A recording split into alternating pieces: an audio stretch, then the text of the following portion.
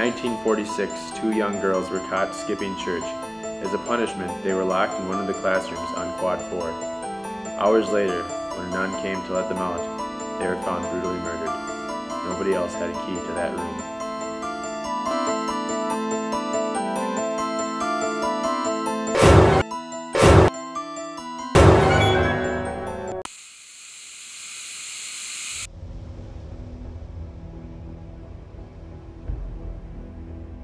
This story dates back to the time when the buildings here at St. John's were just being constructed, and all the buildings here have either been built completely or worked on at least by the monks.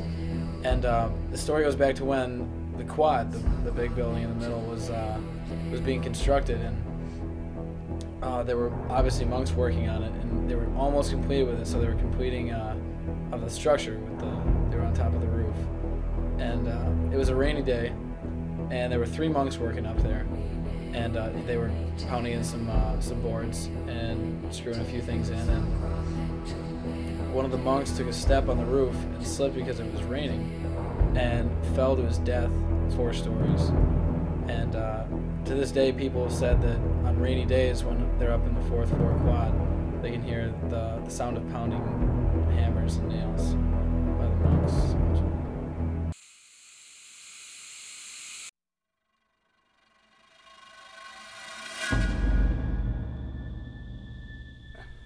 In the early 70s, 1973, 74, so about 30 years ago. And at that time, there wasn't a link, and later on, or before it was called a link, it was called the Benny Bus.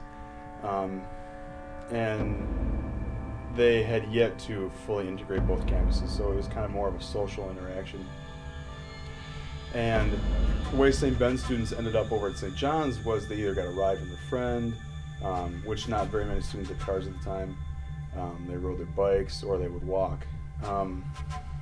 And they would walk through the backside of campus off of County Road 159 from St. Joe, because at that time the main drag up 159 now that comes to St. John's did not exist. That has only been implemented in the last 20 years or so.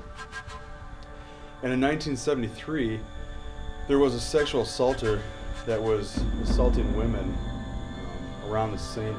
Cloud area for a good 5 or 6 months. And the St. Ben student was leaving St. John's, and her friend ended up not being able to drive her home because I think she had to get back earlier. It was a Wednesday, Thursday night. It wasn't, a weekend evening. And so she decided it'd be okay if she just walked back to St. Ben's because she had an early class the next day. So she was on her way back, and if you know the route of County Road 159, you go through the back of St. John's past Tommy and the power plant and the wood shop. And you come around a turn, and that's where a graveyard is. And that graveyard is where they bury most of the monks when they pass. And the road is right stuck between Lake Sag and the graveyard. And she was walking back at that point and happened to see a man who fit the description of the sexual assaulter coming towards her from the opposite directions. So like he'd be coming from St. Joe. So she's coming and walking down this area right by the graveyard. And at the time there were a lot more houses there. There's some abandoned houses there now, and people were living there, but they were completely dark. And so the only real light that was around was a few of the street lights. And so he was walking towards her, kind of like diagonal movement, and she hurried up her pace, as anyone would in that situation, because she really figured that this was the guy that was assaulting all the women. And he ended up getting, within a few feet, about, I want to say 2 or 3 yards in front of her, and ended up crossing. They just crossed like this. He didn't, he looked over at her and just kept walking.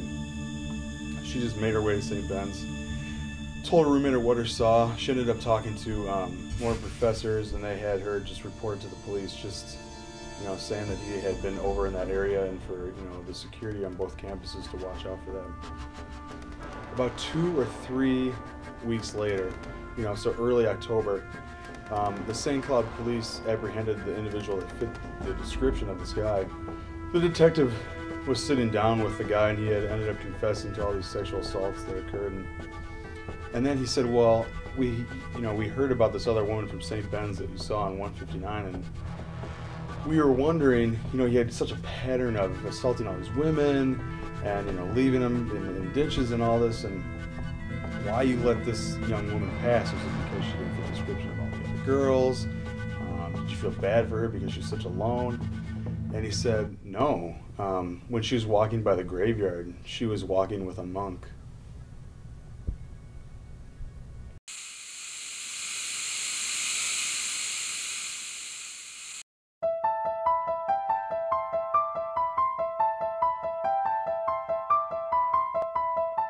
There are many undocumented ghost stories surrounding the campus of St. John's.